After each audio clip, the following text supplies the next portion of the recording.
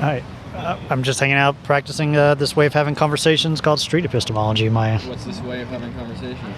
It's like a Socratic method style where someone comes up where I'm in a questioning role and we're trying to collaborate together to reason about our reasoning. It's not so much about what we believe, but why. Yeah. Socrates didn't have a great end. I know. I'm going to try to avoid the him. My favorite there? Or something that somebody hasn't talked to you about today. I haven't talked with anyone about what's on there. Oh, what's the top right one? Yeah, top right is biggest problem no one's talking about. I haven't done that one yet today. The biggest problem I think nobody's talking about is marketing to children. Okay. I have a strong vendetta against marketing to children.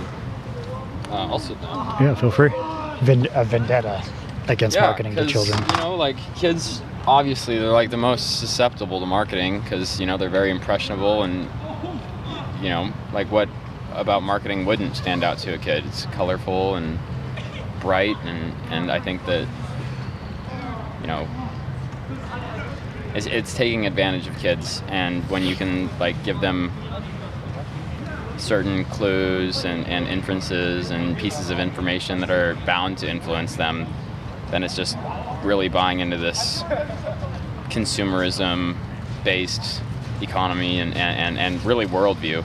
And I don't like that at all. I think it takes away from like naturally discovering humanity and interests when you're really just things that you like are forced down your perception, whether you want it or not. It's all around you. The media is all around you. Yeah, it kind of corrupts the human spirit type of thing.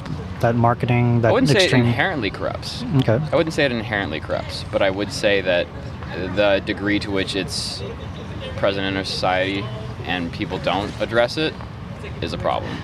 Okay. Want to put on headphones? It's a little easier to hear. Sure. And gotta get your first name. Colin. Colin. Cool. Thank you. My name is Reed. Nice to meet you. Nice to meet you, Reed. Cool if I record and stream and stuff? Sure thing. Nice. There's only like a few people watching anyways, and what doesn't matter to me. All right, so any time constraints? Nope. Anything? Cool. All right. And the claim is like we should not market to children? I think that at least a conversation should be had. The conversation should be had. Right. About what marketing to children does, the purpose of marketing to children, and when this marketing is present, you know, like what are the positives, what are the negatives? Because I'm strongly of the opinion that the negatives outweigh the positives, but I'm just one person, right? And the fact that these things exist mean that some people are on the other side arguing the other thing. And I think the conversation needs to be had because I think there's a lot of sentiment against consumerism these days, especially living in somewhere like Los Angeles where you have like a very left-focused group of people. Yeah. Right, you have very liberal-leaning tendencies, and you know, people are ready to jump on the bandwagon against conglomerates and large corporations. And essentially, I think people would be ready to admonish this marketing towards children, but you know, the conversation just needs to be started. Okay. What's the best example of harm done from marketing to children? If that's the main concern. I would say that, you know, like even specific examples are not really what I'm gunning for. Of like, oh, this thing that's marketing to children is making these kids think this way. It's more that the concept itself of marketing to children is taking advantage of the fact that kids don't have these experiences to base like well thought opinions, right? Like they don't have a strong worldview or context really to say, oh, is this something that I agree with? Is this something I disagree with? Like product marketing to kids is essentially allowing kids to buy into the consumer mindset very early, and then they're influencing the parents like, hey, you should buy this, and then parents are buying this for, you know, Christmas, birthdays, whatever, like very product driven. But then there's also media, like what if we're so worried about partisan politics being very divided nowadays, then why are we virtue signaling to children at such a young age about this is right, this is wrong, without like knowing that kids of an age, say, younger than 10 years old, let's just throw a ballpark out there, kids younger than 10 years old, knowing that these kids are not going to have the proper worldview and context to really evaluate those schools of thought. Yeah.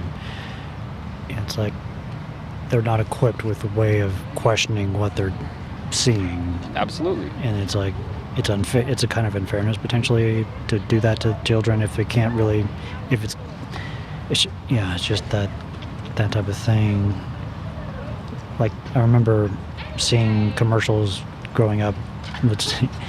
What is that game where it's like you're shooting little pinballs at each other, and there was a commercial. Is it Crossfire? Oh, I'm not familiar. It was like, that was just a commercial I remember from my childhood. And I wanted that game. I got that game. It was okay. It was a fine game, but the commercial was really engaging. It became like, something we would joke around about in the classroom. I think, the school had it in some place in the school, and we would joke around. We're playing Crossfire. So that's just one example of marketing to children and the potential harm, I guess, maybe. I mean, you think how many people, the people that you're close with, the hobbies that they have, how many of those hobbies were instilled in them from interests they had as children, and of the interests instilled in them as children, which ones were marketed to them? Yeah. In some way for some purchase that they had to make to obtain some product. Whereas, let's say a childhood completely removed from marketing, which is unrealistic or it's hard to observe. You'd have to really try to find somebody. Like, don't look at that billboard as we're driving. Exactly. Yeah. If there is a childhood like that, then the child is like, they have to discover what they're interested in, devoid of the influence of others. Not to say that children shouldn't be influenced by anything. Of course they will be. They have family, they have friends, they have culture around them. Highly dependent on the country they grow up in, the socioeconomic class they grow up in. There's a million other things. But when you put power to influence these kids and their interests in the hands of people that are solely employed to make money, and to say like, oh, I'm a marketer, that is my job, I'm a consultant, whatever, I was hired by this company to find out how they can make more money, and the way that I found out they could do that is by making advertisements more colorful, because kids look at those more and they talk to their parents more about them, and we've seen an increase in sales. Like, what are we really doing? Yeah. If someone sat down here who is like really pro-marketing to children for some reason, sure, what's their best reason for doing that, do you think? An increase in profits, and they would, I would imagine they would argue that there's no negatives that we've seen. There's not negatives there's not negatives against these children that we wouldn't see without this specific marketing to them. I think that would be the primary argument. Any other arguments besides profit? Right. Well, I'm saying like the pro marketing towards children is profit. The anti like of the same vein, they would argue that it's not bad because the marketing towards children is not bad inherently. So it's like two front, right? It is both for something good, profits in their mind, and it's not something bad. Other arguments I feel like would be pretty subjective to the function of whoever is trying to make that argument. Yeah. Do they work for a company that's trying to sell a product? Do they work for an interest group that's trying to spread a worldview and influence young minds? I think that the argument can change, but I think the argument against marketing to children remains the same across. You can have the same counter argument for any argument that people really posit for marketing to kids. Maybe this question is interesting. What conditions would need to be met in order for marketing to children to be okay? That is an interesting question.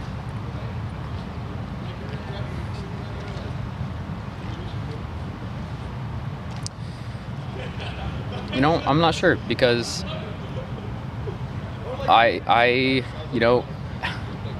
we live in America, and it's hard to say that, marketing to kids is bad in all instances, when if there is just some product, like, Moon shoes? Remember Moon shoes, right? Yeah. Moon shoes are a big hit with kids. It's solely marketed towards kids. It's a kid's product. Yeah. Like, with that, are you saying that that's inherently bad because they wanted to sell a product that kids are going to have fun with? I'd probably be okay with that, Okay. given that it's America and we're not going to change the fact that they're trying to get people to buy stuff all the time. Mm-hmm. Do I think that marketing right now is takes advantage of kids to an extent far higher than it should? Yes. Is there a black and white solution? No. It's a big gray area, and it's like, what are we okay with?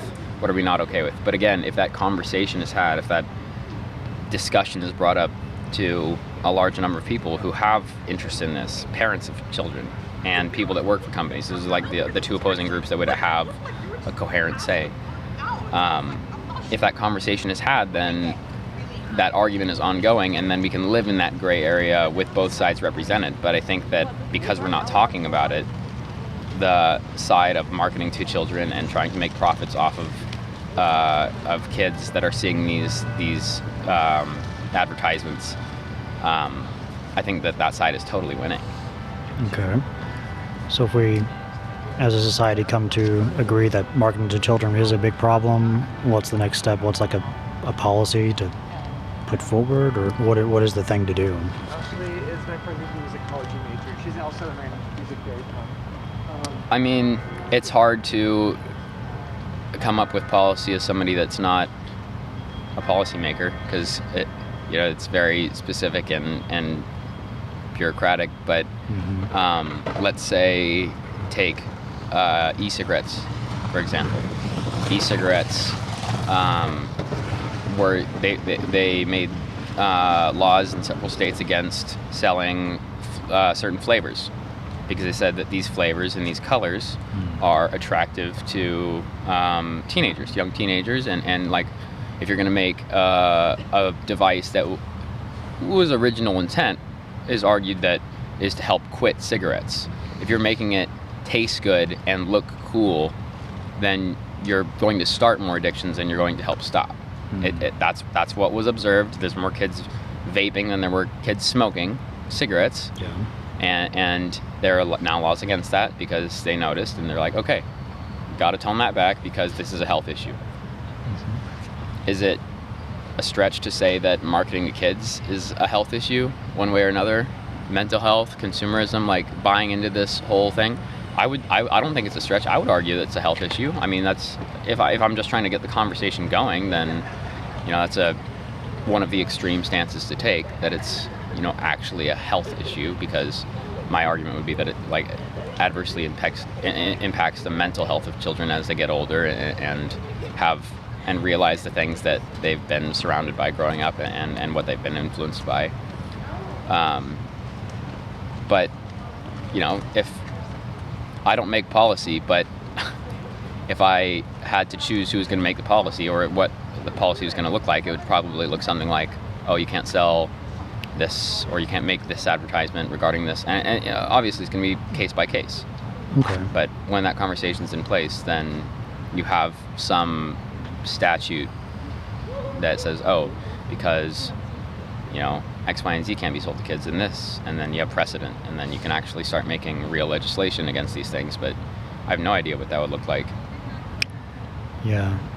If the argument is long-term mental health effects, like negative mental health effects, we'd have to know what kind of category of product potentially does that the most, and maybe make that illegal to kids potentially, or limit the amount of time potentially. I don't know. Limit or filter the types of advertisements that are shown on kid-specific programs on television. Mm-hmm. There's definitely places you could start. Oh my god. Yep. All right. Want to check in for time? How you doing? Want to wrap it up here or Sure. keep going? Sure. Yeah, I'll wrap it up. Wrap it up. Sweet. Thanks, Colin. Come on.